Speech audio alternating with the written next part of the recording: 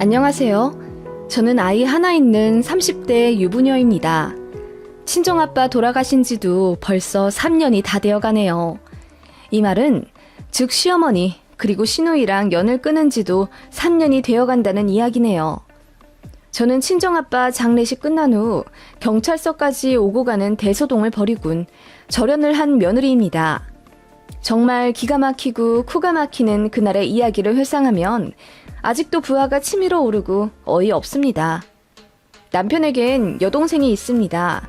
대학 잘 다니다가 쇼핑몰 한다고 갑자기 가족들에게 돈을 3천만 원인가 빌려가더니 갑자기 잠수를 타서는 3년 뒤에 돌아왔대요.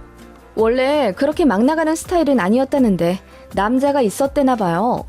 근데 그 남자가 약간 사기꾼 같은 스타일이어서 신우가 홀랑 넘어가 버렸고 3천만 원도 전부 그 남자한테 털렸던 거죠. 그렇게 그 남자랑 어디 시골 시내 같은 데서 살다가 결국 속도 위반으로 임신해서 배부른 채로 다시 돌아온 거였어요. 결혼식도 안 올리고 그냥 혼인신고만 해서 월세방 살면서 그런 사고를 친 거죠. 남편이 길길이 날뛰며 신우 남편을 비 오는 날 먼지 날 만큼 흠씬 두들겨 패버렸대요. 순진한 내 동생 꼬드겨서 돈 가져가고 임신도 시킨 천하의 나쁜 놈이라면서요. 그런데 답 없는 신우가 지 남편 편을 들더래요. 오빠가 뭔데 내 아이 아빠한테 손찌검을 하냐면서 제 남편한테 대들었고 열받은 남편이 그날 이후로 여동생 일에 관여 안 했답니다. 마침 제 남편도 바로 캐나다로 해외 취업을 나가야 했고 차라리 잘 됐다 싶었대요. 그렇게 남편이 캐나다에서 2년 일하고 한국 돌아와 보니 본가에 여동생이 살고 있었던 거죠. 남편 방에 있던 책상이며 침대 전부 다 버리고 자기 애 방으로 만들어놨대요. 여동생은 그 남편이랑 결국 이혼한 뒤 애 데리고 친정 들어와 살게 된 거죠. 자기 오빠가 2년 뒤에 다시 돌아올 거 뻔히 알면서 방을 전부 치워버렸고 치우는 걸로 모자라 남편이 소중하게 생각했던 물건들, 예를 들어 게임기나 친구들과의 추억이 담겨져 있는 앨범 같은 것도 신우가 전부 다 버려버렸답니다. 화가 난 남편이 여동생에게 따졌고 그걸 가만히 두게 만든 어머님한테도 한 소리 했답니다. 그러자 어머님이 펑펑 울면서 네 동생이 불쌍하지도 않니? 하루아침에 애 딸린 이혼녀가 돼가지고 어디 오갈 데도 없어서 받아준 거다. 오빠 된 입장에서 좀 헤아려 줄 수는 없니? 너는 어릴 때부터 참 인정머리가 없더라. 지 아빠 닮아서 그런 건지 원. 하시며 남편을 책망하셨다네요. 참고로 어머님은 아버님과 사이가 진짜 안 좋으십니다. 어릴 때부터 부부싸움도 징그럽게 많이 했고 어머님이 집을 나가신 적도 있다고 하던데 그래서 그런지 너무나도 싫어하는 본인의 남편을 쏙 빼닮은 아들이 정이 잘 안 가셨나 봐요. 어머님은 어렸을 때부터 제 남편을 많이 구박하셨댔고 툭하면 지 아빠 닮아서 성질머리가 고약하다, 인정머리 없다 등의 모진 말로 상처를 주셨다네요. 그리고 여동생은 세상 둘도 없는 보물처럼 대하며 편애하셨댔고요. 어떤 집은 남아 선호 사상이 강해 아들을 더 좋아한다는데 아니 실제로 아들 하는 집이 더 많고요. 저희 시댁은 참 특이한 편입니다. 아무튼 그런 어머님과 여동생에게 질릴 대로 질려버린 남편은 그날 이후로 바로 독립해 본가에 한 발짝도 가지 않았댔어요. 그러다가 저를 만나게 된 거고 결혼하게 된 거였습니다. 남편에게 대강 시댁 분위기에 대해 이야기를 듣긴 했어요. 남편은 결혼해서 시댁 신경 쓸 필요가 없으니 그냥 시댁이 없다고 생각하면 편할 거라고 했어요.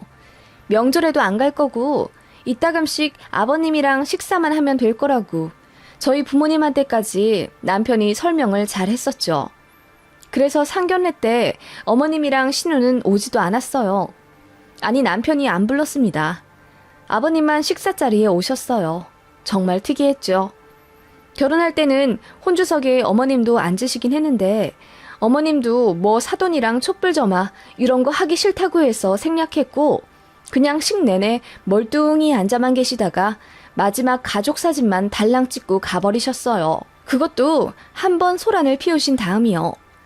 시아버지께서 저희 결혼한다고 1억 2천을 해주셨습니다. 참고로 저희 친정에서도 그만큼은 아니지만 꽤 많이 해주셨고요. 아무튼 아버님이 저희한테 1억 2천을 해줬다는 사실을 아시고는 분개해서 그 분위기 좋은 잔칫날 결국 아버님께 시비를 거셨다더군요. 왜 그 돈을 불쌍한 딸한테 안 주고 잘 먹고 잘 사는 아들한테 줘버리냐고 어머님이 입에 독을 품고 아버님께 따지고 드셨답니다. 저희한테는 1원 한 장 안 줘도 되는데 쓸데없이 돈 썼다며 침을 퇴 뱉어버리고는 나가셨어요. 그날 저 너무 화가 나고 수치스러워서 엉엉 울었습니다. 남편도 저에게 진짜 많이 미안해했고 그날 이후로 본인 어머니랑 절대로 안 만날 거라며 다시 한번 다짐하더군요. 그렇게 저는 남편 말대로 시댁이 없다 생각하며 지냈어요. 아버님하고만 연락했고 한 달에 한 번씩 식사하고 그렇게 살았습니다. 어머님한테도 먼저 연락 온 적 없고 그 아이 하나 있다는 시누이랑도 결혼 생활 5년 하는 동안 만난 적도 없었습니다. 그러다가 놀라운 소식을 듣게 됐죠. 신우가 재혼을 한다더군요. 아이 둘 있는 사업하는 남자랑 재혼하게 됐고 신우가 아이를 데리고 그 집으로 들어간다고 했어요. 이번에 결혼식도 성대하게 올릴 거라고 하더군요. 그 남자 집이 잘 산대요. 그러면서 어머님이 남편한테 연락을 하신 거죠. 신우 재혼 자리에 오빠로서 꼭 참석하라고요. 남편은 여동생 다시 보고 싶지 않았지만 그래도 시간이 많이 흘러 감정도 사그라들었고 잘 살아보려고 재혼까지 한다는데 모른 척하기도 힘들잖아요. 그래서 그 결혼식을 계기로 신혼애랑도 연락하고 명절에도 다시 왕래 시작하며 살게 된 겁니다. 그런데 잘 산다고 했던 신우 남편은 생각보다 허울만 멀쩡한 사업가였지 빚이 많았다더군요. 신우가 이번에도 남자를 잘못 만난 것 같았어요. 아니나 다를까 어머님은 이번에도 딸이 또 남자에게 당했다며 세상 불쌍한 취급을 하시고는 저희에게도 신우를 챙겨주길 바라셨습니다. 네 신우가 그래도 잘 살아보겠다고 재혼까지 했는데 이번에 빚이 해결이 안 돼서 또 이사가게 됐단다. 24평으로 줄여가야 한다던데 그 집에 애만 셋이 있지 않니?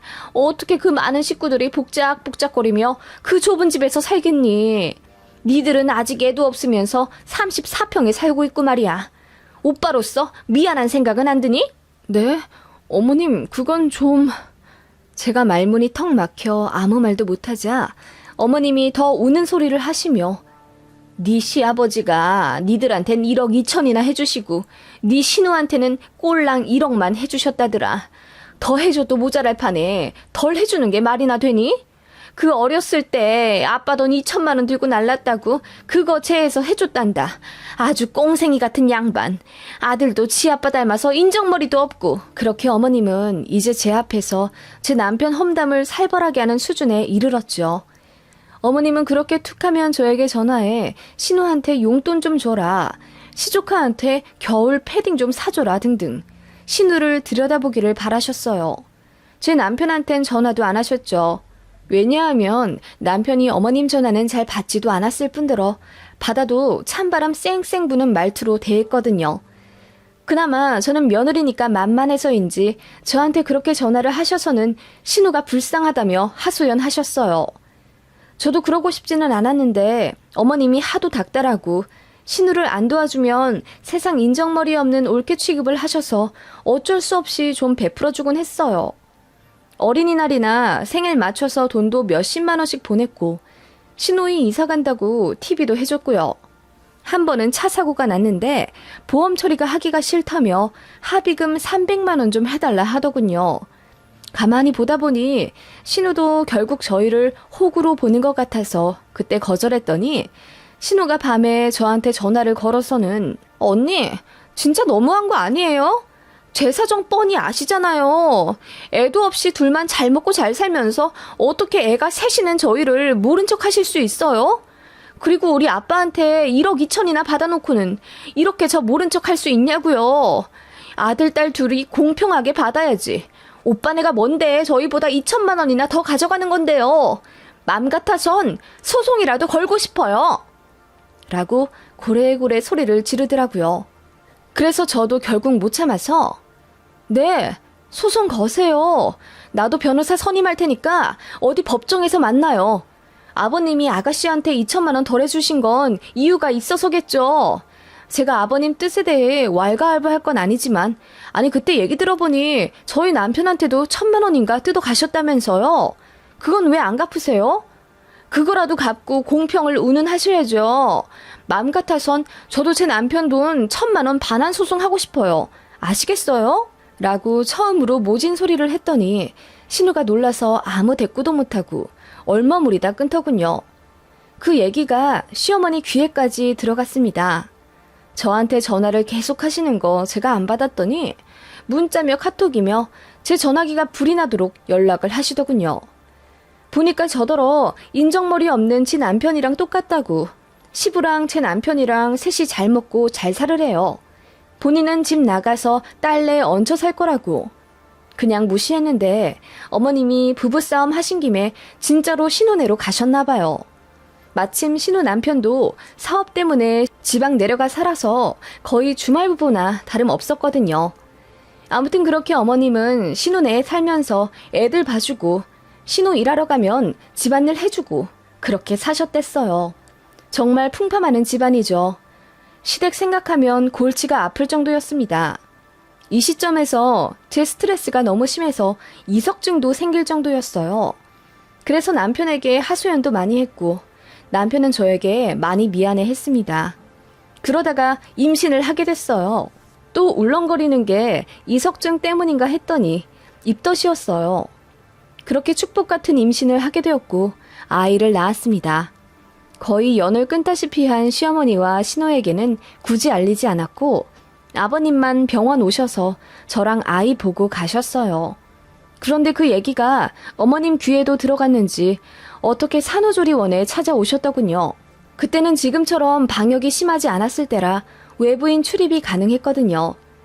그래서 그때 저한테 찾아오셔서는 애기 얼굴도 안 보시고 본론부터 말씀하시더군요. 신우도 둘째, 아니 재혼했으니 넷째라고 해야 하는군요. 넷째가 생겨서 내년에 출산한다고 하시더라고요. 그러냐 축하한다고 전해달라고 했더니 말로만? 하시기에 어안이 벙벙했습니다. 어머님은 바로 임신한 신우한테 뭐라도 안 해줄 거냐며 입 닫지 말고 지금 20만 원 정도 당장 달래요. 정작 어머님은 제 산후조리원에 빈손으로 오셨고 저한테도 뭐 출산 축하금 같은 거 주지도 않았으면서 기대도 안 했습니다만 도리어 신우 줄 돈을 달라고 하시는 게 말이나 되나요? 진짜 어이가 없었습니다. 이거 친구들한테 말했더니 말도 안 된다며 제가 뻥치는 줄 알더군요. 그 정도로 황당한 일이죠. 제가 어이가 없어서 지금 현금 없다고 하니까 그럼 핸드폰으로 계좌이체 할 수 있지 않냐며 돈 좀 달래요. 주지 않으면 집에 안 가실 기세라 그냥 표정 구기고 계좌이체 해드렸어요. 그때 애 낳은 지 얼마 되지도 않은 상태라 어머님이랑 말싸움 하기도 힘들었거든요. 그냥 빨리 가셨음 하는 바람으로 돈 넣어드리니 그래 그래야 옳게답지. 내가 중간에서 이렇게 해줘야 집안 꼴이 제대로 돌아간다니까 하시며 냉큼 나가시더군요. 남편한테 말했더니 극대노하면서 어머님한테 전화했던 모양인데 그날 엄청 싸운 것 같더라고요. 그날 이후로 시댁은 다시 안 가기 시작했고요. 남편이 제 폰 열어서 친히 시어머니랑 신우 전화도 차단해주더군요. 아이도 낳았고 이제 예민할 시기인데 시댁 때문에 신경 쓸 일 만들지 말자며 앞으로 시어머니랑 신우 연락은 절대 하지 않는 걸로 하겠답니다. 사실상 다시 절연하게 된 거죠. 솔직히 말해서 신혼애한테 들어간 돈이 얼만데 끝내긴 끝내더라도 저희 아이 내복 한 장이라도 받고 끝내고 싶다는 생각이 참 웃기게도 들더군요. 근데 생각해보니 어차피 어머님이나 신우는 받기만 할 사람이라 제가 아이 낳았다고 주지도 않을 것 같더라고요. 뭐 시댁에 대한 분노도 육아에 밀려 사그러들더군요. 아이 키우느라 너무 바빴고 두돌지나 복직까지 하면서 진짜 너무너무 정신이 없었습니다. 그렇게 아이가 한 5살쯤 되었을까? 생각지도 못한 비보가 밀려왔습니다. 저희 친정아빠가 심근경색으로 스텐스 시술을 받으셨는데 의료사고로 병원에서 2달 동안 누워 계시다가 돌아가시게 됐어요. 정말 하늘이 무너지는 슬픔과 막막함이었습니다. 일하면서 아이 키우느라 너무 바쁘다는 말 같지도 않은 핑계로 친정을 자주 가지도 못했고 아빠 입원하셨을 때도 장거리라는 이유로 2달 동안 고작 4번밖에 가지 못했습니다. 사실 아빠가 금방 쾌차하실 줄 알았어요. 1달 반 지나면서 급격히 상태가 안 좋아지시더니 새벽에 갑자기 돌아가신 겁니다. 아이부터 부랴부랴 저희 친척한테 맡기고 상을 치렀어요. 엄마는 계속 울부짖으시다가 3번 정도 기절하셨고 장례식장은 그야말로 아비규환이었습니다. 남편이 그래도 잘 도와준 덕분에 저도 정신 차려가며 상을 치렀고 시아버지는 저희 장례식장 정해지자마자 오셔서는 눈물로 저를 위로해 주셨습니다. 저도 아버님 손 꼭 잡고 하염없이 울었고요. 그리고 둘째 날 저녁에 어머님이 상가에 찾아오셨습니다. 신우는 아이들 때문에 집을 비울 수가 없어서 안 왔다고 하더군요. 개의치 않았습니다. 사실 어머님 오신 것만으로도 감사하다는 생각이 들더군요. 어머님도 제 등을 토닥여주시며 위로를 해주셨고 자리에 안 계시는 친정엄마를 대신해서 손님 맞이도 해주셨어요. 육개장도 날라주시고 종이컵이나 티슈 모자란 테이블은 어머님이 직접 도시며 채워주시고 일을 도와주시더라고요. 지난날의 앙금은 그렇게 순식간에 풀리는 듯 했습니다. 어머님이 그래도 그렇게 나쁜 분은 아니었나 보다 하는 마음에 고맙단 생각까지 들더군요. 그렇게 어머님은 밤 늦게까지 상가에 계셨고 저희가 이제 그만 가셔도 된다고 해도 장지까지 보고 갈 거라고 하시더군요. 저희가 장지는 정말 가까웠던 분들만 모시고 갈 거라 어머님은 가셔도 된다고 했더니 아쉬워하시며 가실 채비를 하시더군요. 그러시면서 그럼 1시간만 더 도와주다 갈게. 여기 아주머니들 계시니까 내가 부조금 받을게. 라고 하시길래 그건 저희 삼촌들이 알아서 할 거라고 말씀드렸더니 부조금 받는 쪽으로 기꺼이 가셔서는 바람 쐬고 오라고 삼촌들을 등 떠밀어 보내셨더라고요. 그때까지만 해도 어머님이 정말 나를 도와주시나 보다. 우리 가족들 챙겨주시는 마음에 감사한 마음이 들었고 다른 건 몰라도 비보에 살뜰히 챙겨주시는 알고 보면 속 깊은 분이셨구나 싶은 생각에 참 가슴까지 찡해지더라고요. 어머님은 그렇게 부의금을 받으셨고 저는 정신없이 손님들을 맞았어요. 1시간 좀 지났을까? 어머님이 이제 집에 가겠다고 하시길래 택시를 잡아 보내드렸습니다. 그리고 저는 장지까지 다 하고 쓰러지다시피 본가에 와서 친정엄마랑 기절하듯 내리 7시간을 잤습니다. 자고 일어나 보니 핸드폰에 불이 나 있더군요. 보니까 삼촌들이랑 고모였습니다. 무슨 일이냐고 콜백을 했더니 고모가 난리를 치시더라고요. 예, 너희 시어머니가 부의금 받으셨다면서? 네? 아, 네. 둘째 날 밤에 1시간 정도 보신 것 같아요. 왜 그러세요? 아니, 봉투 몇 개가 홀라당 비어있는 거야. 방명록이랑 대조해서 보니까 딱 네 시어머니가 부의함 보셨을 때더라고. 아무리 생각해도 이상해가지고 내가 빈 봉투에 적힌 이름마다 실내 무릅쓰고 다 전화를 돌려봤다. 그랬더니 전부 20만 원이며 50만 원씩 넣으셨다는 거야. 네? 네, 그래서요? 그런데 그분들 낸 돈이 홀라당 없어지고 빈 봉투만 들어있는 거지. 너무 이상하잖아. 네 시어머니가 돈 가져가신 건 아니겠니? 네? 아니, 그럴 리가요. 어머님이 그날 얼마나 고생스럽게 상 도와주셨는데요. 이상해. 삼촌들 전화 오면 받아봐. 그렇게 통화를 끝냈고 바로 삼촌들이랑 전화를 했더니 아니나 다를까 삼촌들도 시어머니가 너무 이상했다며 안 그래도 지금 장례식장에 CCTV를 보러 가는 중이라고 하시더군요. 그러면서 저한테도 오라고 하시길래 급하게 택시 잡아타고 장례식장 사무실로 갔습니다. 부조금 도난 문제로 CCTV 열람 요청을 하니 흔쾌히 사무실에서 보여주시더군요. 그래서 어머님이 부의함 지키실 때부터 쭉 돌려봤습니다. 어머님은 처음에는 성실하게 봉투 받고 금액 확인하고 바로 정리하나 싶으셨어요. 그러더니 사람 좀 뜸해지는 시간에 두리번 거리시다가 갑자기 부의함을 열려고 막 책상을 흔드시더라고요.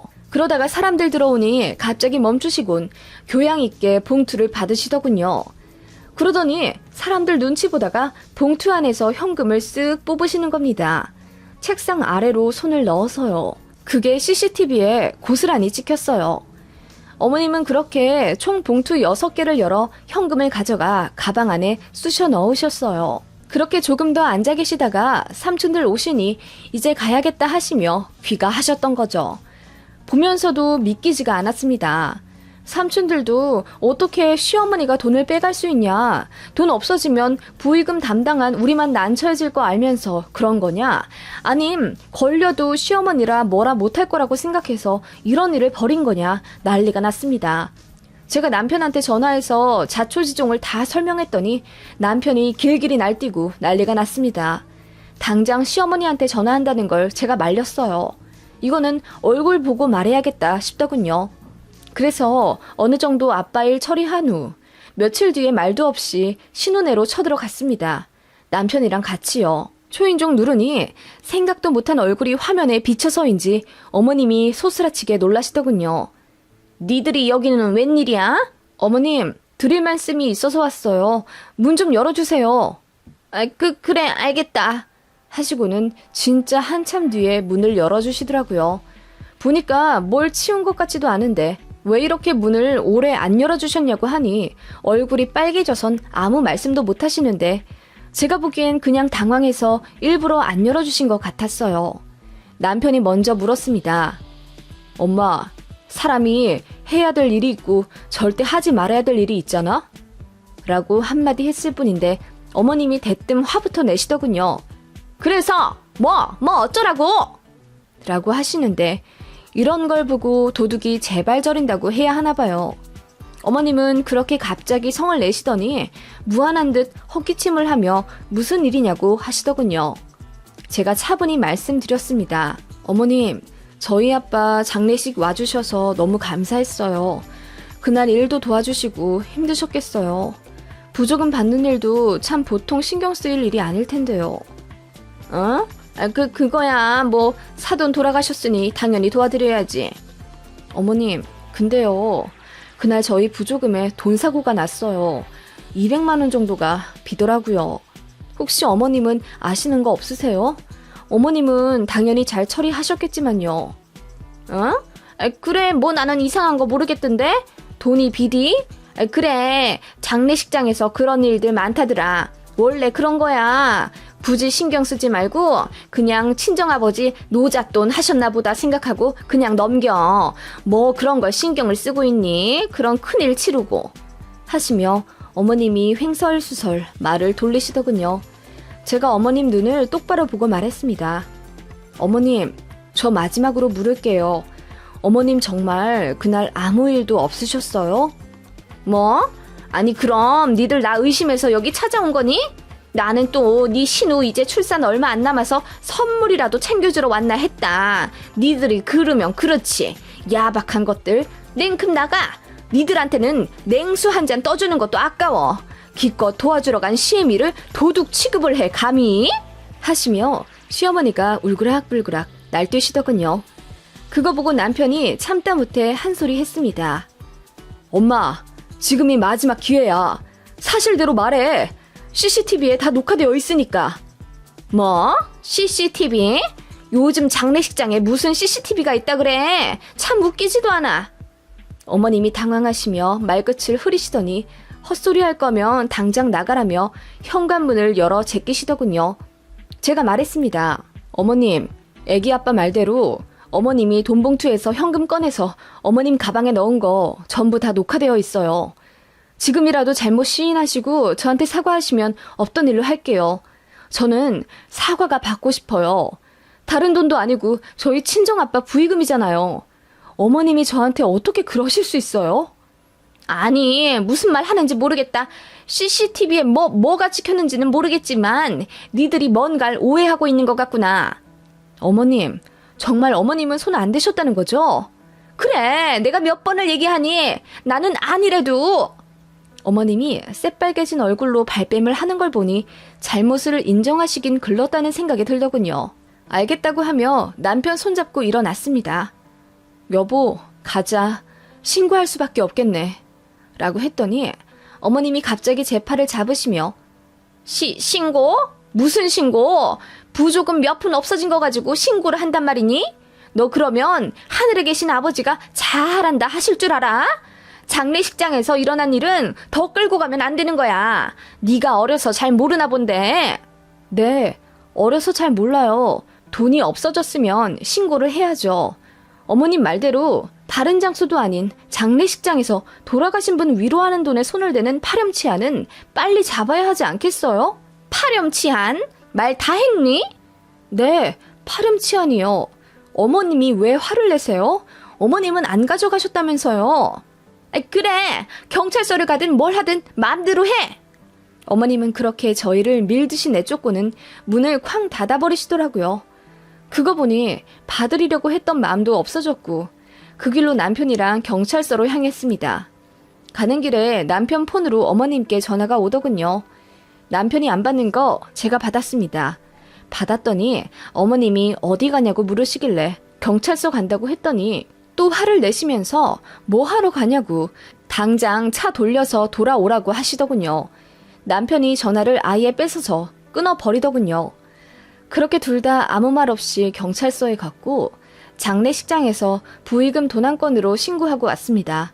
그랬더니 며칠 뒤에 서에서 CCTV 열람하고 어머님께 조사받으러 오라고 소환장을 보냈나 보더라고요. 어머님이랑 신우가 한밤중에 택시 타고 저희 집으로 찾아와서 문을 쾅쾅 두드리고 난리가 아니었습니다.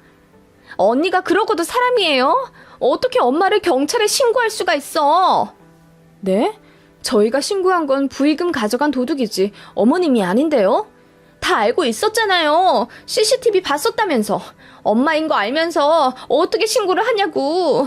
우리 엄마 깜빵 가면 언니가 책임질 거예요? 어머님한테 몇 번이나 여쭸는데 아니라고 하셨어요. 그래놓고 저한테 뭘 바라세요? 지금 이 밤중에 애 자는 거 뻔히 알면서 민폐 끼치는 건 또 무슨 경우고요? 제가 소리를 질러버리자 신우가 당황한 듯 아무 말 못하더군요. 그러면서 얘기 좀 하자며 집 안으로 들어오려 하길래 남편이랑 제가 막아섰습니다. 무슨 얘긴데요? 그냥 여기서 하세요. 뭐? 어른이 왔는데 집 안에 들일 생각도 않고 현관에 멀뚱히 서서 얘기하자고? 어른이 어른다워야 어른이죠. 사돈 부조금에 손대는 사람이 어디 어른인가요? 제 말에 시어머님은 꿀먹은 벙어리 마냥 아무 말 못하셨고 신우만 씩씩대며 저를 노려볼 뿐이었습니다. 어머님은 이윽고 훌쩍대시며 입을 여셨습니다. 사실 현금 뭉치들 보니까 네 신우 생각부터 나더라. 곧 있음 출산인데 산후조리원 갈 돈도 없고 니들은 잘 사는데 우리 딸만 이렇게 구질구질하게 사는 거 보니 나 보는 것 같아 복장 터지고 그래서 그랬다. 결국 어머님이 이실 짓고 하시더군요. 그러면서 이런 망언을 또 하시는 거예요. 네 아빠가 네 신우한테 용돈 줬다고 생각하면 안 되겠니? 그 돈 가져다가 내 허투루 안 쓰고 정말로 네 신우 산후조리원비만 내주려고 했다. 라고 하길래 어머님은 저희 아이 태어났을 때 내복 한 장 안 사주셨으면서 왜 저희 아빠가 신우 산후조리원비까지 내드려야 돼요? 네? 그랬더니 어머님이 고개 숙여 말하기를 사실 신우는 또 이혼 위기라더군요. 신우 남편이 지방에 가서 사업한다고 했잖아요. 거기서 딴 살림을 차렸나 보더라고요. 지 자식 둘은 장모님이랑 재혼한 와이프한테 맡겨놓고 바람이 난 거죠. 진짜 이 얘기도 풀면 끝이 없습니다. 남자 보는 눈이 그렇게 없나 싶어서 기가 막혀 헛웃음이 나더라고요. 어머님은 신우가 본인 닮아서 남자 보는 눈이 없다고 또 아버님 욕을 하시더라고요. 그 얘기 듣자마자 남편도 지긋지긋하다며 더 할 말 없으면 나가고 경찰 조사에 성실히 응하라고 하면서 쫓아내려 하더군요. 어머님의 개인적인 감정으로 애꿎은 제 남편만 평생 어머님께 차별당하며 살았습니다. 자식 취급 못 받고 몇십 년을 살았는데 정이 안 떨어질 리가 있나요? 저보다 더 열받은 남편이 길길이 날뛰자 신우도 결국 아무 말 못했고 어머님은 눈물만 뚝뚝 흘렸어요. 결국 어머님은 절도죄로 조사를 받게 되었고 저는 어머님이 형사처벌 성립되기 직전에 그냥 합의했어요.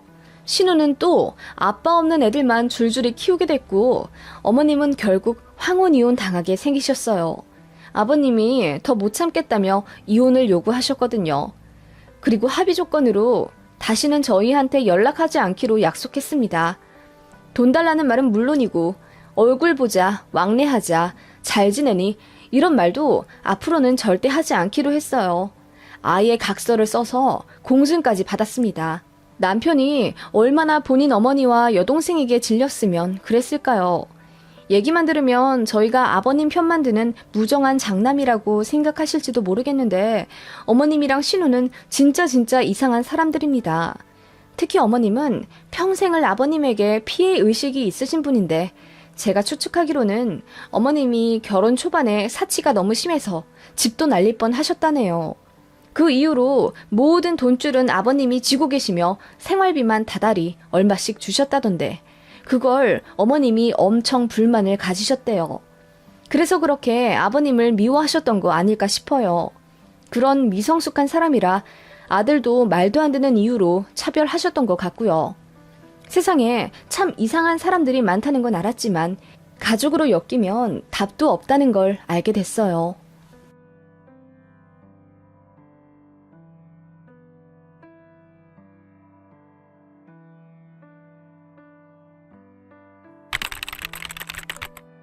안녕하세요. 저는 경기도 신도시에 살고 있는 한 아이 엄마입니다. 지금 집에 들어온 지는 약 3년가량 되었는데 관리비 정리하다 보니 갑자기 저희 시부모님이랑 대판 싸웠던 이삿날이 생각나서 글을 써보네요. 시간이 지나 감정이 사그라드니 저희가 정말 너무했던 건가 싶기도 하고요. 무슨 일이 있었는지 한번 적어 내려가 보려 합니다. 여러분 생각은 어떠신지 궁금하네요. 저랑 남편은 꽤 오랜 시간 연애하다 결혼한 동갑내기 부부입니다. 저희 친정이나 남편 집이나 비슷비슷한 사정이었고 시부모님은 이미 은퇴하시고 공무원 연금 받으며 생활하시는 분들인데 반해 저희 친정은 아버지가 아직까지 서점 운영하며 일하고 계십니다. 노후 준비가 안 되어 있다며 시부모님이 저희 결혼을 잠깐 반대하시기도 하셨는데 나중에 다 까놓고 보니 저희 친정부모님이 지금 하고 계시는 서점에 건물 주시더라고요. 저도 정말 몰랐습니다. 부모님이 아예 티를 안 내셨거든요. 물론 지방이고 건물도 3층짜리라 그렇게 헉소리 날 정도는 아니지만 그래도 자산으로 따지면 몇십억 있으신 거고 시댁은 알고 보니 연금이랑 살고 계신 아파트 말고는 아무것도 없으셨습니다. 물론 이것도 대단하신 거라는 걸 알지만 저희 친정부모님 무시하셨던 예전 생각하면 별로 곱게 말은 안 나와요. 시부모님은 저희 집이 알고 보니 알부자라는 사실을 알고 결혼 허락을 하신 것 같아요. 아무리 생각해도요. 아무튼 그렇게 결혼을 했고 저희 친정에서 1억, 남편 쪽에서 8천만 원 도움받고 남은 돈은 저희 부부가 디딤돌 대출받아서 수도권의 어느 전세 빌라에 들어가 신혼을 시작했어요. 2년쯤 신혼 보내다가 임신을 하게 되었고 1년 뒤에 아기 낳으니 친정에서 저희더러 좁은 빌라 말고 넓은 아파트 가서 살라고 하시더군요. 돈도 조금 보태줄 테니 저희더러 알아보라고 하셨는데 그렇게 하게 되면 저희 친정에서는 시골에 있는 땅을 파셔야 했어요. 당장 융통할 현금이 딱 그 땅밖에 없는데 제가 알기로는 그쪽에 조만간 고속도로 관련해서 호재도 있고 이래저래 묵혀두면 좋을 곳이라고 친정 부모님이 상의하시는 걸 들었거든요. 그걸 저도 알고 있는 터라 괜히 손해보실까봐 좀 걱정되더라고요. 그래서 아이 좀 더 클 때까지 빌라에서 살면서 청량 노려본다고 말씀드렸습니다. 당시 빌라가 18평이었는데 아이 하나 키우기 나쁘지 않았거든요. 그리고 결혼할 때 1억이나 해주셨는데 그것도 저는 참 넘치게 받았다고 생각하거든요. 더 손 벌리기 싫기도 하고 저희 남편도 저랑 같은 마음이라 정중히 거절한 건데 그걸 저희 시댁에서 어떻게 아신 거예요. 저희 친정에서 아파트 이사 가는데 돈 보태준다고 하신 걸 제가 거절했다고 노발대발 화내시더라고요. 아니, 친정에서 주신다고 하면 감사히 받겠습니다 하고 덥석 받을 것이지. 무슨 체면 차린다고 그걸 안 받니? 너도 참 어리석구나. 요즘 같은 때에 집 사기가 얼마나 어려운데 청약 넣으면 뭐 대뜸 되는 줄 알아? 저도 그건 아는데요. 이미 친정에서 많이 받기도 했고 저희도 돈 벌고 있는데 굳이 또 친정에 손 벌릴 이유가 없다고 생각해서요. 그리고 저희는 아이 하나만 낳을 거라서 초등 입학 전까지 여기서 살아도 상관없어요. 너 지금 너희 친정에서 돈 더 받았다고 시댁에 눈치 주는 거니? 그래, 우리가 너희 친정보다 덜 해준 건 사실이지만 굳이 그걸 입 밖으로 꺼낼 일 있니? 그리고 뭐? 애를 하나만 낳아? 누구 맘대로 하나만 낳니? 그렇게 중요한 문제를 시부모한테 덜렁 통보하는 게 말이나 되니? 네 친정에서 그렇게 가르쳤어? 어머님, 어떻게 그렇게 말씀하세요? 제가 언제 시댁이랑 친정 비교했어요? 그냥 친정에서 돈 많이 받았다고 한마디 드린 게 그렇게 기분이 나쁘신가요? 그리고 가족계획 문제는 저희 남편이랑 상의해서 끝낸 거예요. 저만의 의견이 아니라 남편 뜻도 따박따박 말대꾸 하기는 됐다, 시끄럽다. 그래, 그냥 니들 맘대로 알아서 살아. 하찮은 시부모한텐 연락도 할 필요 없어. 니들끼리 알아서 살아. 라고 하시며 시어머니가 엄청 분노하셨던 일이 있어요. 그러시면서 8천만 원 해준 거 다시 갚으라 하시더군요. 남편이 씩씩대며 일부 대출받아 그 돈 바로 갚더군요. 그리고 이제 시댁 가지 말자고 하던데 저도 어머님과 대화하며 화가 많이 났기 때문에 사과드릴 필요도 없다고 생각했고 남편도 마찬가지였습니다. 본인 어머니에게 너무 실망했다며 어머니가 먼저 연락 안 하면 우리도 할 필요 없을 것 같다고 하더군요. 그렇게 명절 4번을 보내는 동안 서로 왕래가 없었습니다. 이대로 연 끊어지나 했는데 어머님께서 밤에 울면서 먼저 연락을 하시는 바람에 다시 연이 이어나가게 된 거죠. 제가 카톡에 저희 아이 사진을 일주일에 한두 번씩 올려가며 바꾸곤 했는데 그걸 매일 보셨나 봐요. 애는 커갈수록 이뻐지니 만나고 싶지. 저희랑 왕래도 안 하니 심심하고 그러셨는지 결국 애가 타신 시어머니가 먼저 손을 내미시더군요. 그것도 미안하다고 사과하신 것도 아니었습니다. 그냥 언제까지 연락 안 하고 살 거냐길래 저희도 이건 아니다 싶어서 그냥 다시 왕래하게 된 거였어요. 어른한테 악착같이 사과받기도 뭐하고 그렇게 그냥 얼렁뚱땅 넘어갔던 일이 하나 있었네요. 이 사건만 얘기해도 저희 시댁과의 관계를 대충 아시겠죠? 어머님은 본인 성격이 직설적이라고 하시며 저한테 막말 엄청 하셨어요. 친정 은근히 깎아내리는 건 당연하고 남편이랑 연봉 엇비슷했던 저에게도 여자가 굳이 남자만큼 벌면서 기죽일 필요 있겠니? 우리 아들 버는 걸로도 셋이 잘 먹고 잘 살 텐데 굳이 그 어린애를 어린이집에 보내가면서 일할 이유가 뭐가 있냔 말이야. 그냥 셋이서 먹고 살 정도로만 벌면 되지. 무슨 부귀 영화를 누리겠다고 가족들 힘들게 하면서 일하니? 그 시간에 네 남편이랑 아들 챙기고 챙기는 김에 시부모도 챙기고 그러면 좀 좋니? 어머님, 저까지 안 벌면 집을 어떻게 사나요? 그리고 요즘 같은 시대에 맞벌이 해야 저희 아이도 하고 싶은 거, 배우고 싶은 거 다 하고 살죠. 남편 벌이로만은 학원 보내는 것도 부담스러워요. 요즘 학원 한 달에 15만 원 정도예요. 무슨 학원이 15만 원이나 하니? 내가 알아보니까 5, 6만 원이면 보내드만. 네? 그건 몇십 년 전 얘기고요. 10만 원대로 훌쩍 올라간 지가 언젠데요. 어머님은 그렇게 말도 안 되는 걸 빡빡 우기시며 어떻게든 저를 무시하려고 노력하시더군요. 그런 시어머니한테 잘해드릴 필요도 없다고 생각해서 명절 때 말고는 웬만하면 왕래도 연락도 안 하려고 했는데 저희 아이가 할머니를 너무 좋아해요. 솔직히 어머님도 저희 아이에게는 껌뻑 죽으시고요. 그런 거 보니 굳이 제 욕심과 기분 때문에 주부모와 손자 사이를 갈라놓을 필요가 있나 싶더군요. 그래서 한 달에 한 번 정도는 시댁 가고 그랬습니다. 사실 시댁이랑 저희 집도 그렇게 멀지 않아요. 차로 40분 정도? 게다가 시댁 아파트는 학군지이고 인프라가 좋아서 주변에 상가도 많고 그래요. 장난감 가게랑 키즈 카페도 큰 거 하나가 있어서 아이가 할머니, 할아버지 집 가는 걸 너무너무 좋아합니다. 시부모님도 그거 아시고는 아이에게 늘상 이러셨어요. 현서가 여기서 살고 싶지 않니?